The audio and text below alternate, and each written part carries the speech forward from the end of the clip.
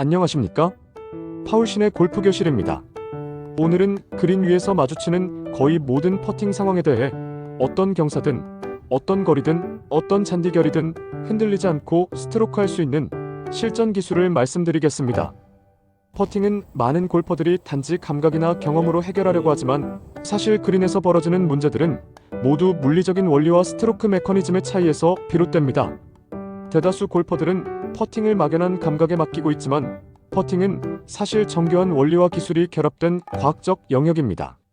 문제는 이러한 체계적 퍼팅 기술을 단계별로 배울 기회가 거의 없었다는 데 있습니다.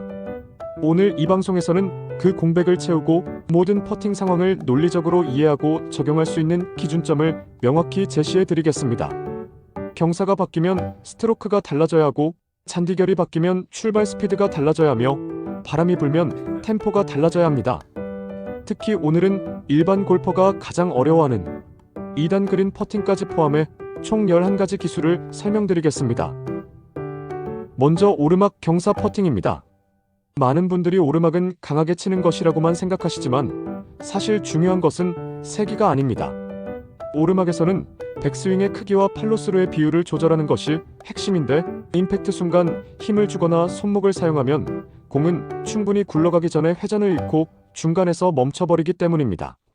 그래서 오르막에서는 스윙을 크게 하는 대신 리듬이 무너지지 않게 하는 것이 가장 중요합니다. 백스윙을 평지보다 10에서 20% 크게 하고 팔로스루도 자연스럽게 마무리하면 공이 오르막에서도 충분한 회전력을 유지하며 안정적으로 올라갑니다. 오르막 퍼팅에서 좋은 결과를 만드는 것은 세게 치는 것이 아니라 일정한 리듬으로 긴 스트로크를 만드는 능력입니다. 내리막 경사는 반대로 접근해야 합니다. 내리막에서 가장 많이 나오는 실수는 거리 조절 실패입니다. 백스윙을 짧게 가져가더라도 다운스트로크 속도가 갑자기 빨라지는 순간 공은 튀어나가며 홀을 훌쩍 지나가 버립니다.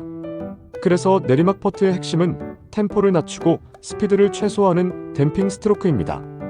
즉, 백스트로크와 다운스트로크의 속도를 거의 똑같이 맞추는 슬로우 앤 로우 방식입니다.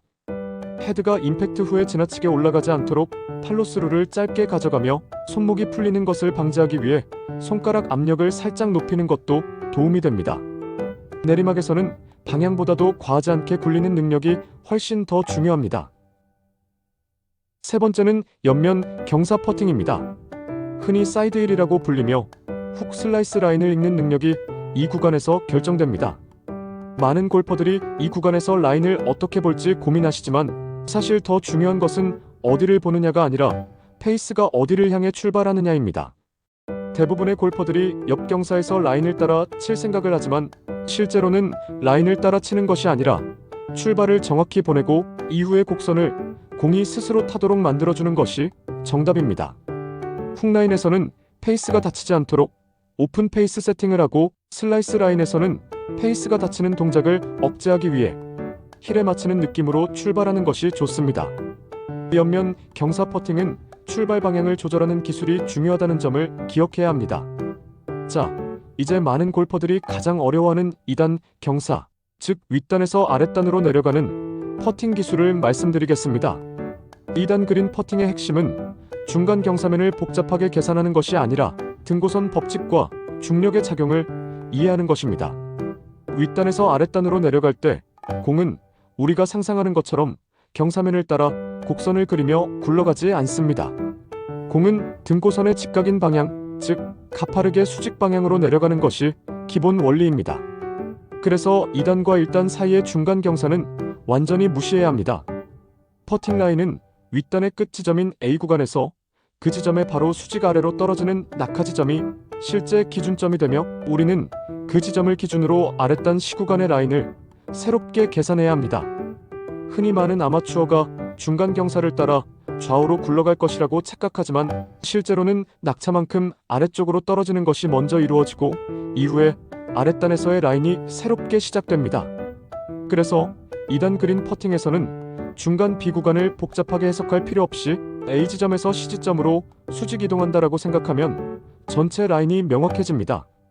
윗단에서는 절대로 스피드를 과하게 사용하면 안 되며 아랫단에서의 라인을 정확히 읽기 위해 의도한 시지점에 정확히 도착시키는 능력이 이 퍼팅의 성공 여부를 결정하게 됩니다. 이제 잔디결 퍼팅입니다. 순결에서는 공이 더 길게 굴러가기 때문에 출발 순간의 스피드를 조금 줄이고 라인은 평지보다 살짝 더 높게 보셔야 합니다. 반대로 역결에서는 공이 더 빨리 속도를 잃기 때문에 백스윙을 조금 더 크게 가져가고 회전을 충분히 만들어 주어야 합니다.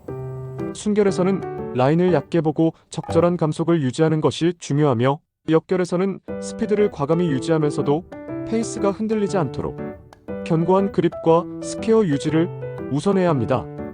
그린결은 햇빛, 잔디에 눕는 방향, 물 흐름을 통해 충분히 관찰할 수 있으며 실제 퍼팅 전에 동반자의 공이 어떻게 굴러가는지를 보는 것도 매우 큰 힌트가 됩니다. 다음은 초장거리 퍼팅입니다. 10m 이상 되는 롱퍼트에서는 넣기보다 3퍼팅 방지가 목표입니다. 롱퍼트의 핵심은 스트로크 크기가 아니라 템포입니다. 템포가 빨라지면 공은 튀어나가며 거리 편차가 크게 발생합니다. 그래서 롱퍼트에서는 어깨 스트로크를 사용하여 큰 진자 운동을 만들어주고 손목을 최대한 고정한 상태에서 거리감 조절을 해야 합니다. 또한 롱퍼트에서는 거리 전체를 하나로 바라보지 않고 첫 3m는 방향을 잡고 중간 3m는 구름을 유지하고 마지막 3m는 라인을 타는 구간이라고 나누어 생각하는 것이 도움이 됩니다. 이 세 구간을 나누어 보는 순간 긴 퍼트가 훨씬 부담 없이 다가오는 것을 느끼실 것입니다. 짧은 거리 퍼트는 완전히 다른 기술이 필요합니다. 1m 짧은 퍼팅은 자신있게 치는 것이 중요합니다. 스트로크가 흔들리면 홀컵 앞에서 공이 미세하게 휘어지고 홀 가장자리에서 멈추는 일이 발생합니다. 그래서 짧은 퍼트에서는 손목을 단단히 고정하고 임팩트 순간 헤드가 흔들리지 않도록 손과 클럽이 하나처럼 움직이게 해야 합니다. 백스윙을 너무 짧게 가져가면 임팩트 순간 급하게 치게 되므로 오히려 적당한 크기의 백스윙이 스트로크 안정성을 높여줍니다. 이제 엣지 퍼팅을 말씀드리겠습니다. 그린 가장자리처럼 잔디가 길거나 공이 반쯤 박힌 상태에서는 페이스가 잔디에 걸리기 때문에 공이 튀어나가지 않고 죽어버리는 경우가 많습니다.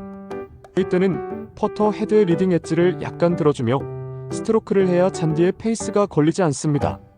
퍼터를 너무 낮게 들고 있으면 잔디에 쓸리며 공이 밀리기 때문에 약간 들어올린 상태에서 가볍게 굴린다는 느낌을 유지하는 것이 좋습니다. 빠른 그린에서는 스트로크 폭을 줄여주고 템포를 낮추는 것이 기본입니다. 스피드는 팔로스루가 지나치게 길게 이어지지 않도록 조절해야 하며 다운스트로크의 속도가 백스트로크보다 절대로 빨라지지 않도록 신경을 써야 합니다. 빠른 그린에서는 작은 페이스 변화도 엄청난 차이를 만들기 때문에 평소보다 몸의 흔들림을 최소화하고 하체를 확실히 고정하는 것이 좋은 결과를 만듭니다. 마지막으로 바람이 불 때의 퍼팅입니다. 강한 옆바람에서는 공이 미세하게 흔들릴 수 있으며 특히 긴 퍼트에서는 바람이 라인을 벗어나게 할 수도 있습니다. 이런 경우 바람 반대 방향으로 홀컵의 반 정도만 보정을 해주며 바람이 스트로크 템포를 흔들지 않도록 스탠스를 좀 더 벌리고 서서 몸을 약간 낮추는 것이 좋습니다. 오늘 설명드린 11가지 상황별 퍼팅 기술은 실제 라운드에서 거의 모든 상황을 해결할 수 있는 핵심 기술입니다. 퍼팅은 감이 아니라 기술이며 이 기술들은 원리를 이해하는 순간 여러분의 스코어를 크게 줄여줄 것입니다. 오늘 내용이 여러분의 라운드에 실질적인 도움으로 이어지길 바랍니다. 앞으로도 깊이 있는 골프 기술 분석과 실전 전략을 계속 전해드리겠습니다. 도움이 되셨다면 좋아요와 구독으로 함께 해주시기 바랍니다. 감사합니다.